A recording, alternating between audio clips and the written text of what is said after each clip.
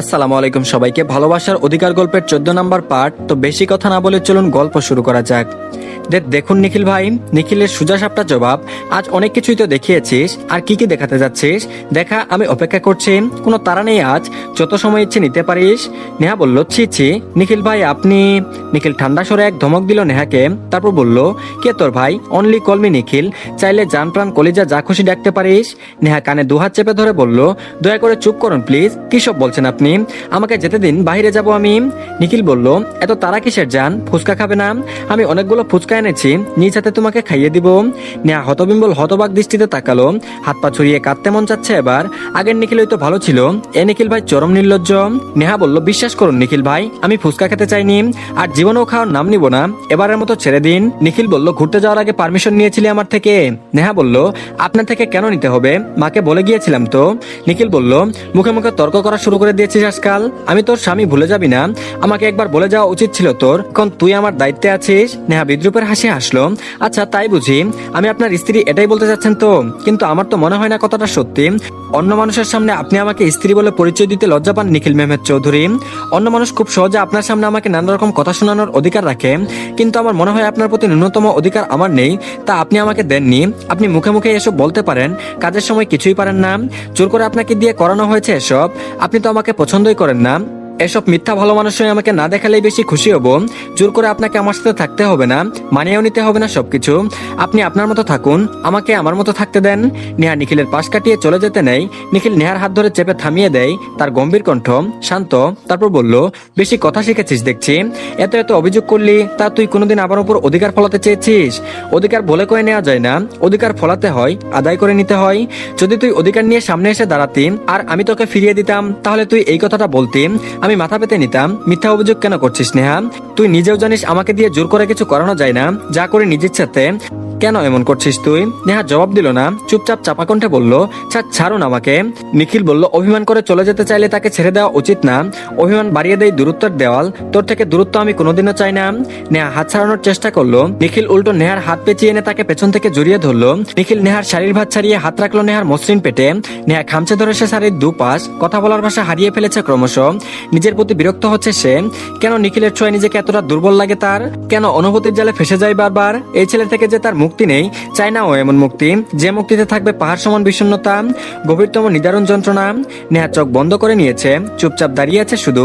নিখিল নেহার কাঁধে নিজের থুতনি ঠিকিয়ে ফিসফিসি নেশা ভরা কণ্ঠে বলল, তুই এক নিষ্ঠুরতম প্রিয় নেশা, তোর সুধা পান করলেও মরণ, না করলেও হবে উন্মাদনায় পাগল, ভুগতে হবে অনুভূতির কঠিন সুখে, পড়তে হবে প্রেমের দাবানলে।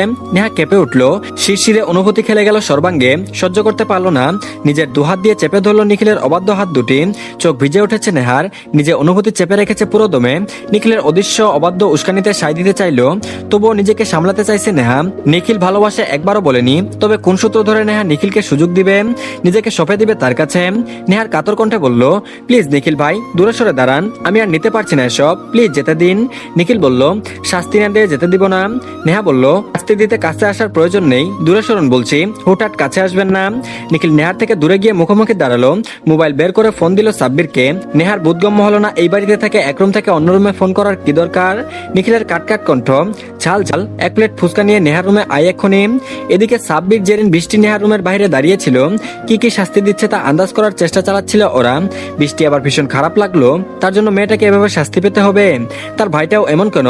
অন্য কোনো উপায় তো ছিল, বকা দিতে পারতো, বুঝাতে পারতো না, উল্টা ঝাল ফুচকা খাওয়াতে যাচ্ছে। সাব্বির বেচারা চুপচাপ প্লেট হাতে নিয়ে এসেছে, বৃষ্টি দরজার সামনে দাঁড়িয়ে, ভাইকে থামানোর একটা শেষ চেষ্টা করতেই হবে। নিখিল দরজা খুলে বাইরে আসতে বৃষ্টি বিদ্যুতের গতিতে বলল, ভাইয়া বিশ্বাস করো, নেহা খেতে চাইনি, আমি ওকে জোর করেছি, প্লিজ ওর সাথে এমন কিছু করো না, আমরা আর কোনোদিন না বলে যাব না, এত রাতও করবো না, এবারের মতো। নিখিল ধমক দিয়ে বলল, চুপ, চোরের সাক্ষী চোর। বৃষ্টির মুখটা চুপসে গেল, নেহা চুপচাপ দাঁড়িয়ে আছে দরজার পাশে, আপাতত ওর কোনো কথা বলতে ইচ্ছা করছে না, যা খুশি করুক নিখিল। সাব্বির প্লেট আনতে নেহা ওটা ছু মেরে নিল, নিখিলের দিকে তাকিয়ে বলল, বলুন আপনার দেওয়া শাস্তির কথা, এই প্লেটের সব ফুচকা খেতে হবে তাই তো? নিখিলকে বলার সুযোগও দিল না নেহা, মরিচে চোপানো বানানো ফুচকা একটার পর একটা মুখে দিতে লাগলো। নেহা যে কি পরিমাণ জেদি এটা সবাই জানে। নিখিল নেহার হাত থামিয়ে দিল, তারপর বলল, কি করছিস কি? অসুস্থ হয়ে যাবি নেহা, থাম বলছি। নেহার চোখ দিয়ে অনবরত পানি পড়ছে, টকমুখ লাল হয়েছে। সন্ধ্যায় 4টা খেয়ে যা হয়েছিল এখন কম হলেও 10টা মুখে পড়েছে নেহা। নেহা নিখিলের হাত সরিয়ে আবারও খেতে লাগলো। সাব্বির অধৈর্য হয়ে বলল, নেহা বোন কি করছিস তুই? থাম, বাচ্চাদের মতো জেদ করবি না। জেরিনও না করলো, কিন্তু কারো কথা কানে নিল না নিখিল।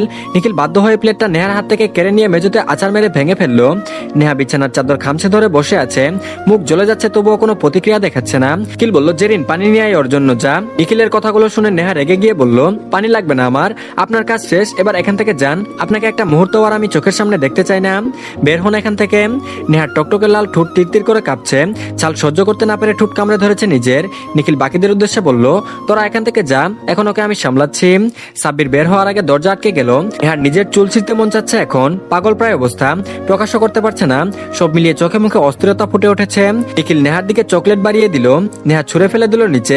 নিখিল এবার নেহার খোপা করা চুলের ভাঁজে নিজের হাত গুলিয়ে দিল, নেহাকে টেনে নিজের কাছে নিয়ে আসলো। নেহার কাঁপতে থাকা ঠোঁটে মিলিয়ে দিল নিজের ঠোঁট জোড়া, শুষে নিতে চাইলো নেহার মধ্যে ছড়িয়ে পড়া সবটুকু ঝাল। নেহা শ্বাস নিতে পারছে না, নিখিলকে নিজের থেকে ছাড়াতে ব্যস্ত সে। নিখিল আরো চেপে ধরলো নেহাকে। বেশ কয়েক মিনিট পর নিখিল নেহাকে ছেড়ে দিল। নেহা জোরে জোরে শ্বাস নিতে ব্যস্ত। নিখিল নেহার দিকে তাকিয়ে ফিসফিস কণ্ঠে বলল, মাঝে মধ্যে এমন জেদ দেখালেও পারিস নেহা, এতে লাভ আমারই বেশি। নেহার লাল টকটকে নাকের ডগায় রাগের পরিমাণ পাল্লা দিয়ে বাড়ছে, ছাল অনেকটাই কমে গেছে, ছালের পরিমাণ মোটেও কম ছিল না। নিখিলের নিজের ঠোঁটো লাল হয়ে এসেছে ইতিমধ্যে। নেহা নিখিলের কলার চেপে ধরে বলল, কি পেয়েছেন কি আপনি আমাকে? নিজেই ক্ষত সৃষ্টি করবেন, আবার নিজে যাতে মলমপট্টি করতে আসবেন, এ কেমন রুলস আপনার? আমি আপনাকে খুন করবো নিখিল মেহমেদ চৌধুরী, মেরে কুটে কুটে ভাসিয়ে দিব নদীতে। আপনি একটা খারাপ নির্দয় লোক, আমাকে শুধু কষ্ট দিতে পারেন। কি ক্ষতি করেছি আমি আপনার? কেন সবসময় আমার সাথে এমন করেন বলুন তো? ছালের তীব্রতা এবার পুরো শরীর ব্যথা করছে নেহার, সহ্য করতে না পেরে হু হু করে কেঁদে দিল। নিখিল আগলে নিল তাকে, নিখিলের বুকে এলোপাথারি কিল ঘুষি বসিয়েছে, তবুও নিখিল সরায়নি নেহাকে। নেহা ক্লান্ত হয়ে এবার ঘুমিয়ে পড়েছে নিখিলের প্রশস্ত বুকে। নিখিলের ভিতর ভিতর অপরাধবোধ কাজ করলো, ও তো শুধু ভয় দেখাতে এনেছিল, এই পাগল যে খেয়ে ফেলবে কে জানতো। তপ্ত শ্বাস ছাড়লো নিখিল, নিজেকেও ছাড়িয়ে নিতে পারলো না, ভীষণ ক্লান্ত লাগছে নিজেকে। অফিস থেকে এসে ফ্রেশ হওয়ারও সুযোগ হয়নি। যখন বাড়ি থেকে হামিদা বেগম ফোন দিয়ে বলল দুজন এখনো বাড়ি ফেরেনি, তখন ভয়ে ভয়ে অবস্থা খারাপ ওর। বৃষ্টি নেহা দুজনেই ওর কাছে খুব গুরুত্বপূর্ণ, শত্রুর অভাব নেই ব্যবসায়িক ক্ষেত্রে, প্রচুর মানুষের সাথে নীরব যুদ্ধ চলছে। ওই দিন মেয়েটার সাথেও একটা ঝামেলা হলো, মেয়েটা এত অবুঝ। নিখিল নেহাকে নিয়ে অভাবে শুয়ে পড়েছে, সারাদিন কাজ করার পর ভীষণ ক্লান্ত শরীর তার। সাব্বির জেরিনের কাছে সব শুনে দৌড়ে এসেছেন হামিদা আর তাহমিদা বেগম। দরজা লক করা হয়নি, শুধু আটকানো, লাইট এখনো জ্বালানো। তাহমিদা বেগম দরজা খুলে লজ্জায় পড়লেন, যদিও বা নেহা নিখিল দুজনেই ঘুমে বিভোর। হামিদা বেগমও দেখলেন ছেলে মেয়ে দুটোকে, দুজনের মধ্যে বেশিরভাগ সময় শুধু ঝগড়া করে। এরা ভালো করে কবে কথা বলেছে কেউ বলতে পারবে না, ছোট থেকে এরা ঝামেলা করে, সেখানে নিখিল নেহার থেকে 8 বছরের বড়, সেদিকেও খেয়াল নেই। ঝগড়া করাতে দুজন সমানের সমান। আল্লাহ যে দুজনকে এভাবে একই সূত্রে গেঁথে রাখার পরিকল্পনা করে রেখেছিল, কেউ কোনোদিন কল্পনাও করেনি। নিখিলের বুকে গুটিসুটি মেরে ঘুমিয়ে আছে নেহা, নিখিল আষ্টে পিষ্টে জড়িয়ে ধরে আছে তাকে। দুই মা ছেলে মেয়েদেরকে দেখলেন মুগ্ধ নয়নে, সবকিছুর মাঝে এদের মাঝে অগাধ ভালোবাসা আছে। নিজেকে কি সুন্দর সামলে নিতে পারে এরা, এত কিছুর মাঝে শুধু ভালোবাসাটাই অপ্রকাশিত। আর এদিকে সকালে ঘুম ভাঙলো নেহার, হঠাৎ করে নিজেকে নিখিলের বুকের মাঝে দেখে ছোটখাটো একটা চিৎকার দিয়েছে। নিখিলের ঘুম জড়ানো কণ্ঠ, নেহা সকাল সকাল চেঁচামেচি করবি না একদম, ঘুমাতে দে বলছি। নেহা মুচড়ানো শুরু করে দিয়েছে এর মধ্যে, তারপর বলল, আপনি ঘুমান, আমাকে যেতে দিন। নিখিল নেহাকে বিছানায় ফেলে দিয়ে তার উপর আদর্শয় হয়ে ঝুঁকে পড়লো। নেহা নিখিলের দৃষ্টি নিজের ঠোঁটের দিকে রেখে 2 হাত দিয়ে নিজের মুখ ঢেকে ফেললো। নেহার কাণ্ডে অট্টহাসিতে ফেটে পড়লো নিখিল। নেহা সুযোগ বুঝে উঠে দৌড় লাগিয়েছে বাথরুমে। আর এদিকে খাবার টেবিলে বৃষ্টি, জেরিন, সাব্বির, নেহা মিলে কথা বলছে। ওরা আব্বুর মেজাজও আজ ঠিক, কথাটা বলেই ফেলবে আজকে। নিখিলটাকে একটা শিক্ষা দিতেই হবে। সবাই আসতেই খেতে শুরু করলো ওরা। খাওয়ার মাঝপথে নেহা প্লেটে মনোযোগ রেখেই বলল, আমার একটা কথা বলার ছিল সবাইকে। ওয়ার চোখ নেহার দিকে, নেহা ভাবলেশীন ভাবে বলে উঠলো, আমি নিখিল ভাইকে ডিভোর্স দিতে চাই। সাথে সাথে খাওয়া বন্ধ হয়ে গেল নিখিলের, চোখ বড় বড় করে তাকালো নেহার দিকে। সত্যি সত্যি নিখিল অবাক হয়েছে, নেহা এমন একটা কথা বলবে ভাবেওনি কখনো। নিখিলের অবিশ্বাস্য কণ্ঠস্বর, কি বললি তুই? নেহা বলল, আপনাকে ডিভোর্স দিব আমি, আরো একটা কথা, দেশের বাইরে পড়তে যেতে চাই আমি। নিখিল চেয়ার ছেড়ে দাঁড়িয়ে আগে গজগজ করতে করতে বলল, ডিভোর্স দেওয়াচ্ছি তোকে আমি, জানোই তা মুখে আসলো আর বলে দিলি। সম্পর্ক জোড়া লাগার আগে ভাঙার কথা বলছিস কেন তুই? দেশে কি ভার্সিটির অভাব পড়েছে? বিদেশে পড়তে যাওয়া কোনোদিন হবে না তোর? এর থেকে একটা বেশি কথা বললে ভালো হবে না বলে দিচ্ছি। নেহা বলল, আপনি ডিভোর্স দিলেও আমি বিদেশে যাব, না দিলেও যাব, বড় আব্বু আমার সাথে আছে, উনি সব ব্যবস্থা করে দিবে বলেছেন। সবাই পরপর অবাক হচ্ছে। তাহমিদা বেগম, হামিদা বেগম হা হয়ে তাকিয়ে আছেন। শাহ আলম চৌধুরী নেহার কথায় সাই দিয়ে বলল, নেহা যা বলেছে তাই হবে, আমার কাছে ওর কথার মূল্যই বেশি। নিখিলের মতো বেপরোয়া মানুষের কাছে আমার মেয়েকে রাখতে চাই না আমি। নিখিল নিজের বাবার কথায় অবাক, এ একটা মানুষই ওর বিপক্ষে যাওয়ার ক্ষমতা রাখে। নিখিল দাঁতে দাঁত চেপে বলল, তুমি ওর ছেলে মানুষের ওর সঙ্গ দিচ্ছ কোন যুক্তিতে বাবা? কি দোষ আমার যার জন্য নেহার যোগ্য নয় আমি? শাহ আলম চৌধুরী বলল, বিয়ের পর ওর সাথে কখনো ভালো করে কথা বলেছো? বিয়ের পরে স্ত্রী হয়েছে নেহা তোমার, তার প্রতি কি দায়িত্বটা পালন করেছো তুমি? কাজ করো ভালো কথা, তাই বলে তুমি মেয়েটাকে একেবারে পাত্তা দিবে না? সবকিছু থেকে বুঝে শুনে এই সিদ্ধান্ত নিয়েছি আমি। আর তোমার বিয়ে লুকানোর ব্যাপারটা ঘুর বিরুদ্ধে আমি। নেহা যেতে চাইলে তুমি তাকে বাধা দেওয়ার মতো কেউ নও। আগে নিজেকে স্বামী হিসেবে যোগ্য প্রমাণ করো। নেহা যদি নিজ থেকে তোমাকে মেনে নেয়, ছাড়তে না চাই, তো আমিও বাধা হব না। নিখিল শহীদুল চৌধুরীর দিকে তাকিয়ে জিজ্ঞেস করলো, তুমি ওকে নেহার যাওয়াটাকে সমর্থন করো ছোট চাচ্ছ? শহীদুল চৌধুরী তাকালেন নেহার দিকে, তিনি চুপচাপ থাকলেন কিছুক্ষণ, পর মুহূর্তেই বললেন, নেহা খুশিতে আমি খুশি, ও যদি যেতে চায় তো যাবে। নিখিল শাহ আলম চৌধুরীর দিকে তাকিয়ে বলল, বাবা একটা পার্টির আয়োজন করো তোমরা, একমাত্র ছেলে বিয়ে করছে সে খবরটা সবাইকে জানানোর জন্য। বিজনেস পার্টনার থেকে শুরু করে সকল আত্মীয়দেরকেও বলতে ভুলবে না। শহীদুল চৌধুরী নিখিলকে থামিয়ে দিয়ে বলল, এটা তো কথা ছিল না নিখিল, বিয়ের কথাটা এখন কিছুতেই সবাইকে জানানো যাবে না।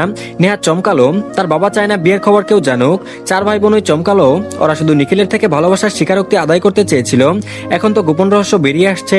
নিখিলের নীরব শান্ত কণ্ঠ, তারপর বলল, তুমি কথা রাখছো না ছোট আব্বু, তাই আমিও আমার দায়িত্ব থেকে পিছিয়ে যেতে বাধ্য হচ্ছি। আমি নেহাকে হারাতে পারবো না। শহীদুল চৌধুরী মনে মনে হাসলেন ও অতি কঠোরতা বজায় রেখে বললেন, তাহলে তোমাকে আমাদের অফিস থেকে বরখাস্ত করা হবে, তুমি তোমার চাকরি হারাবে নিখিল। নিখিল বলল, দুপুরের মধ্যে রেজিগনেশন লেটার পৌঁছে যাবে ছোট আব্বু। শহীদুল চৌধুরী বলল, তুমি যা খুশি করতে পারো, চাকরি ছেড়ে দেও না হয় যা খুশি করো, আমার মেয়ের ক্ষতি হবে এমন কিছুই করতে দিব না আমি। বিয়ের কথা জানাবে না মানে জানাবে না। নিখিল নেহার দিকে তাকিয়ে বলল, যার জন্য হলেও তো কতগুলো প্রসেস আছে, সবগুলো শেষ হওয়ার আগে আমি নিজেকে যোগ্য করে তুলবো। তারপরও যদি আমি ব্যর্থ হই তো চলে যেতে পারিস, আমি তোকে আটকাবো না। নিখিল বেরিয়ে গেল বাড়ি থেকে। নেহার ভীষণ রকম কান্না পেয়ে গেল এবার। নিখিল ভাই শুধু ওর জন্য এতদিনের পরিশ্রমের পাওয়া চাকরি, নিজের পজিশন সবকিছু ছেড়ে দিল। বিয়ের কথা না জানানোর পেছনে তার নিজের বাবা আছে, আর সে কিনা মানুষটাকে বারবার ভুল বুঝছে। নেহা খাবার টেবিল ছেড়ে দৌড়ে উপরে চলে গেল। সিঁড়িতে উঠতেই গড়িয়ে পড়ছে তার চোখের জল। বৃষ্টি ছাব্বির জেরিনো ছুটলো তার পেছনে। এদিকে এত কিছুর মাঝে কিছুই বুঝে উঠতে পারলো না রূপ, তাহমিদা, হামিদা, সাহারা ও সেতারা বেগম। তো ধন্যবাদ সবাইকে, এই পার্টটি এই পর্যন্তই।